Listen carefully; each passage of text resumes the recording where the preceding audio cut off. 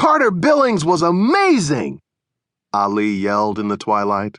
"His first at-bat!" My 7-year-old ran up the stairs ahead of us onto the front porch of our house and adopted a funny, exaggerated batting pose while holding the little souvenir bat I had bought him earlier in the day. He waved the bat and swung wildly.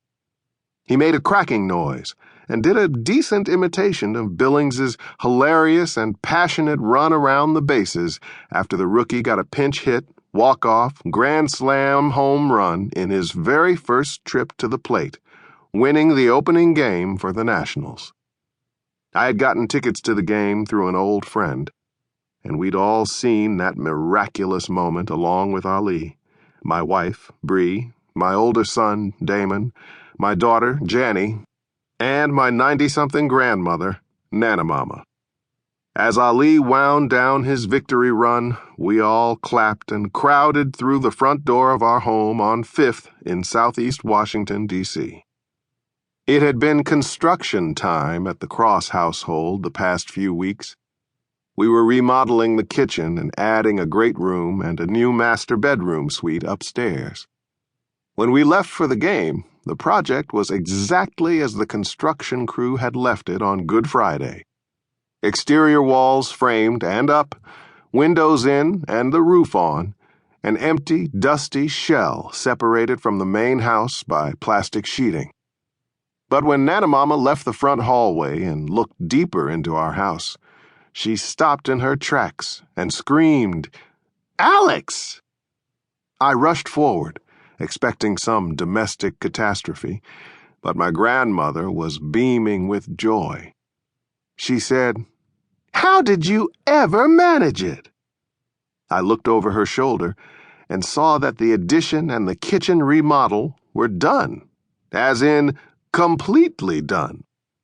The cabinets were up, the Italian tile floor was in, so was the fire engine red 6-burner industrial stove and the matching fridge and the dishwasher. I could see, beyond the kitchen, that the great room had been filled with new furniture. It looked like some gauzy picture in the Pottery Barn catalog.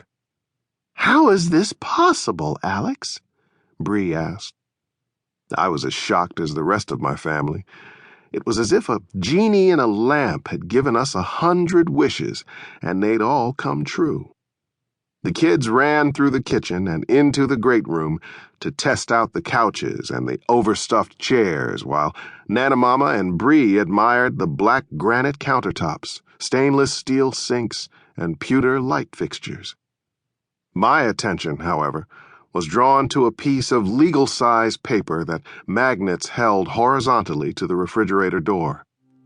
At first, I figured it was a letter from our contractors saying they hoped we were pleased with the finished product.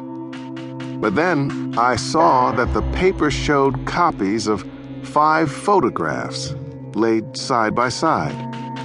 The images were difficult to make out until I stepped right up and took them all in with one slow, horrifying scan.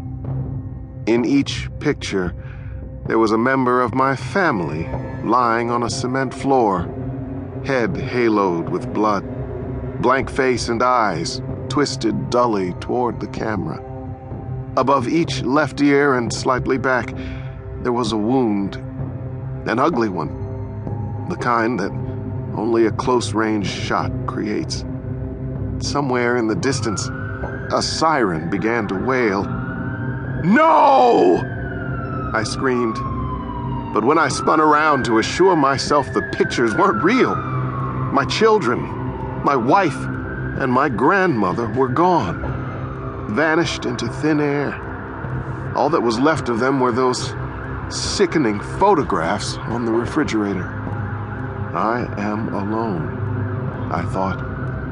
Alone. Pain knifed through my head.